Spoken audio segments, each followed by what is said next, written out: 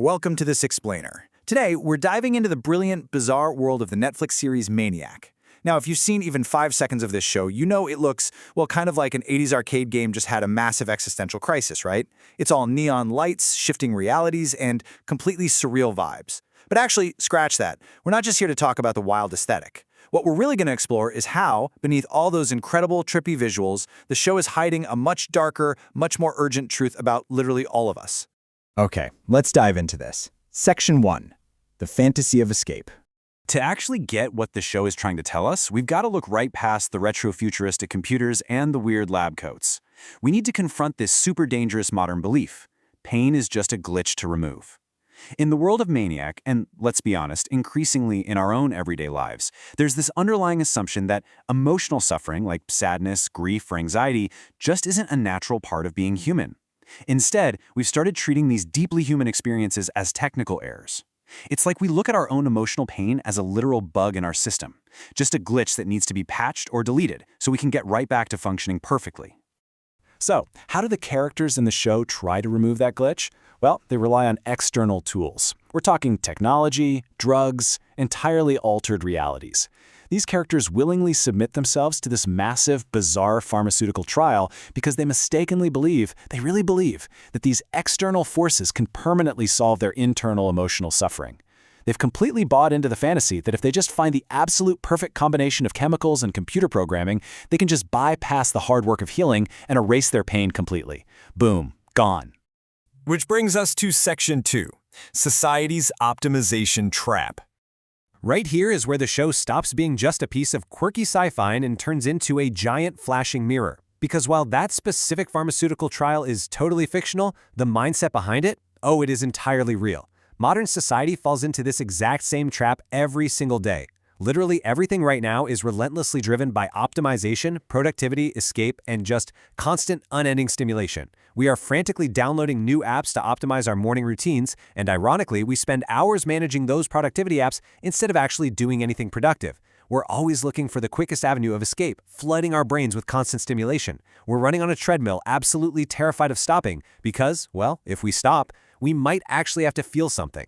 We use these modern habits to flee our own suffering at absolute breakneck speed. But let's just slow down for a second. Take a breath. What if suffering isn't a coding error? This is the quiet, pivotal question the show poses about our toxic drive to constantly fix ourselves. What if your sadness, your grief, or that feeling of just being completely lost isn't something broken that needs to be debugged? What if it's actually just the price of admission for being human? This totally breaks down the core conflict for our main characters, Owen Milgram and Annie Landsberg. On the one hand, you have what they think they need, perfection, fixing the glitch, erasing their trauma for good.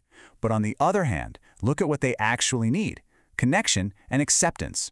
Owen and Annie don't need the robotic, sanitized perfection they are so desperately chasing.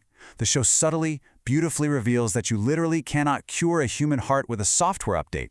You can only heal it through profound, messy, real human connection. Moving on to Section 3, the architecture of avoidance. Now, we have to ask ourselves why the show feels so incredibly strange, chaotic, and dreamlike. Well, it's because the actual structure of those simulations serves as a brilliant metaphor for our own daily mental habits. In the narrative, the characters are plunged into these simulated dreams. But these aren't just random fun fantasies. These constantly changing, fake realities actually force the characters' deepest, most hidden emotional issues right up to the surface. The simulations expose their absolute worst fears, their crippling loneliness, and their deep identity wounds. Think about it. They enter the machine to run away from their problems, but the machine literally forces them to live right inside of them. No way out. And this brilliantly illustrates the human mind in sequence. Think about how we operate. Step 1, we reinvent ourselves, trying on shiny new personas whenever the old ones start to hurt too much. Step 2, we create these elaborate, massive fantasies about exactly how our lives should look.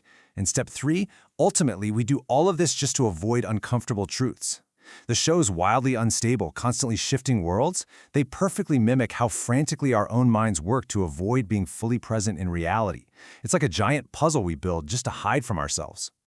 Bringing this directly back to you and me, to our reality.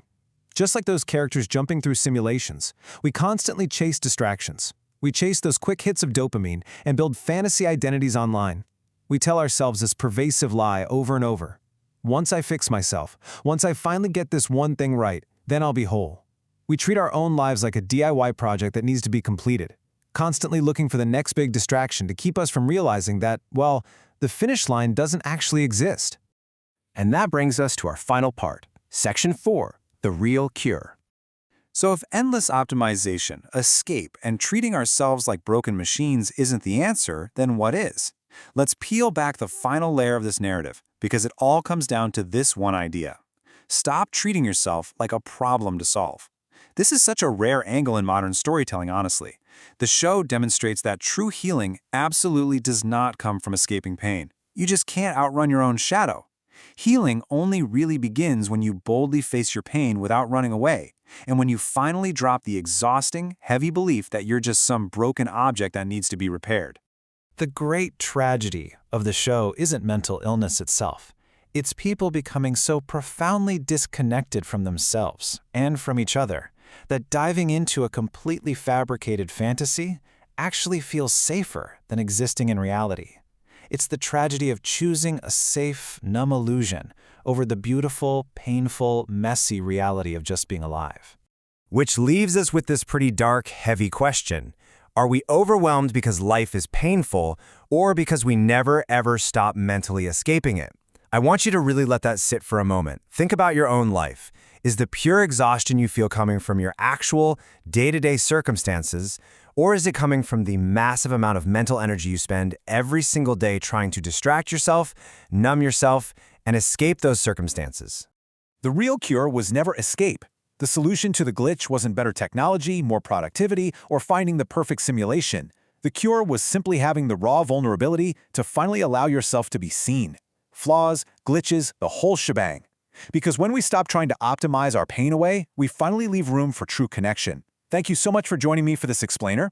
I'm going to leave you with one final thought to chew on. What part of yourself are you trying to debug today that maybe just needs to be understood instead?